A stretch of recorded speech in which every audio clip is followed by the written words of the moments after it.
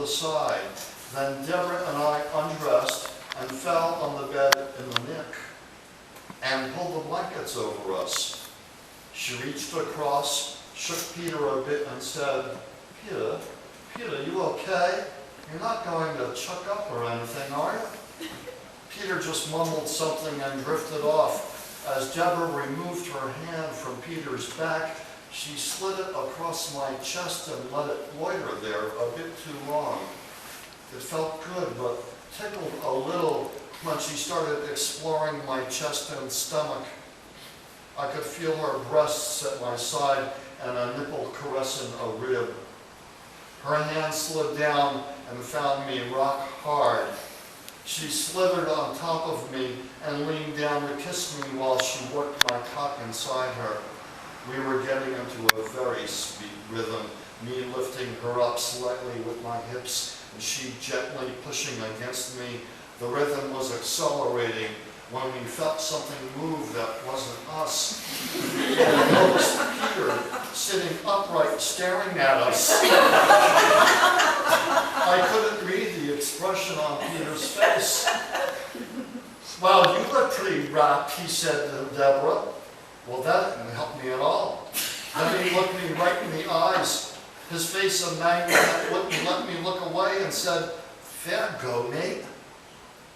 Well, he said it in such a way, I didn't know if it was a question, a statement, or a threat. I looked at him quizzically, not knowing what to expect. I looked at Debra for a clue. She just laughed and said, oh, Pete's just feeling a bit left out. It'll be all right, Giacco. No worries. Nevertheless, my Willie turned into a Willie. So before I could change the expression on my face, I felt one of Peter's hands on my hip and the other running under Debra's ass toward my crotch.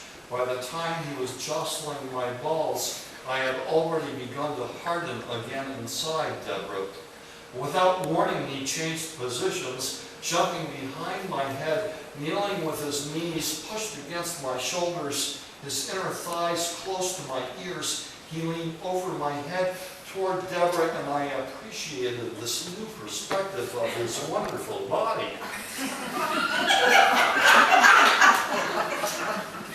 Debra took Peter's cock in her mouth and must have had a most talented tongue, because Peter was moaning in ecstasy. His hands were all over her breasts and my chest. My hands didn't know where to go first. They wanted to be everywhere at once. It was so exciting. Debra and I were going at it in a frenzy now. Peter was arching his back. Debra was working him over good. I roughly explored his hard stomach and worked my way up to his pecs. I grabbed them hard enough to leave fingerprints and twisted a nipple. As soon as I did that, he exploded without warning.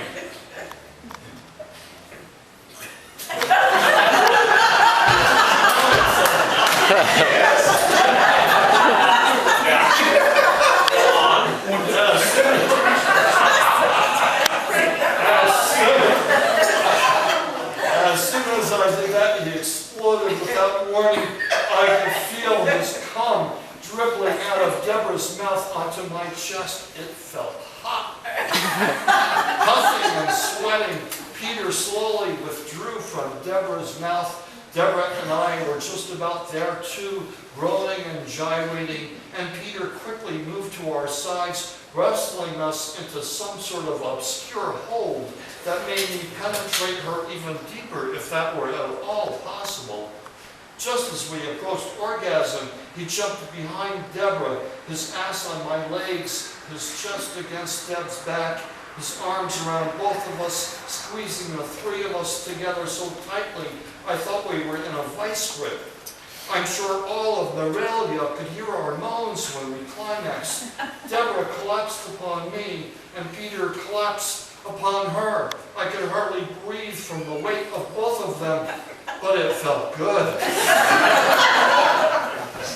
Peter rolled off to one side, Debra rolled off to the other.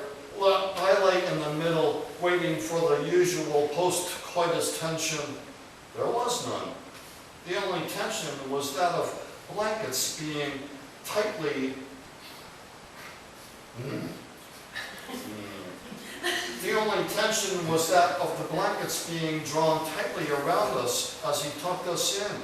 He leaned over Debra, gave her a kiss, and softly, "That was spot on, eh?"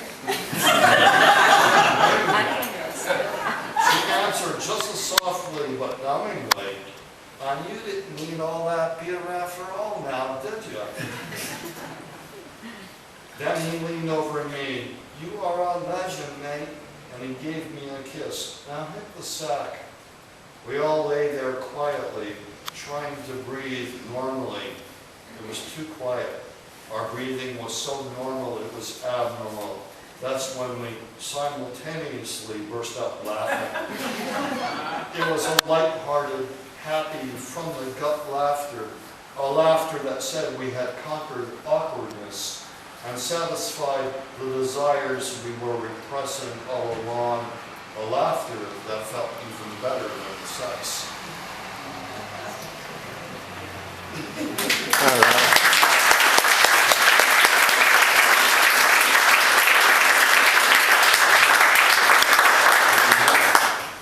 I'm hoping you'll read the book, and I'm hoping you'll read Orbiting the Plant in detail. There are many, many adventures.